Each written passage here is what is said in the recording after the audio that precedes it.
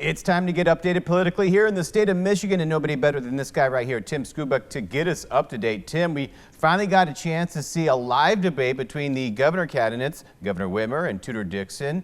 What were some of the takeaways that you had? Well, here's the interesting point. I think a lot of people going into this debate thought that the governor having much more political experience, 15 years, and Tutor Dixon having very little political experience, she's never run for anything, and now she's running for governor, that the governor would kind of clean up the floor with Ms. Dixon. Well, that didn't turn out to be the case. Both candidates were extremely prepared. Both of them were loaded with rhetoric. In fact, if it was a 1-hour debate, if you took out the term lies, radical, destructive, and things like that, it would have been a half-hour debate.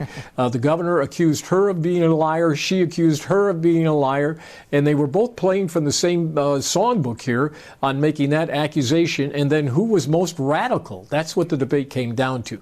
Now, the ultimate question that you have to ask, did the debate make any difference at all? One, we would have to see the numbers as to if anybody watched. This was not in the Detroit area. And Detroit obviously delivers that area more votes than outstate Michigan, so that's one factor. So Detroit was left out of the equation. Did it change the debate based on the content? I don't think so. Ms. Dixon made her points about the governor being bad in these areas. The governor retorted and then tried to talk about her record, which you expected her to do. And so I think they pretty much fought on that front.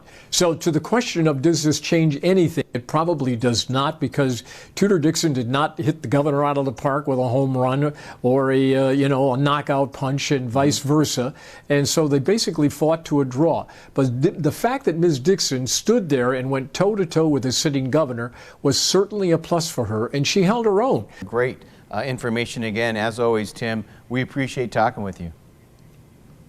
I always love working with you too, Jordan. Have a nice weekend. You too.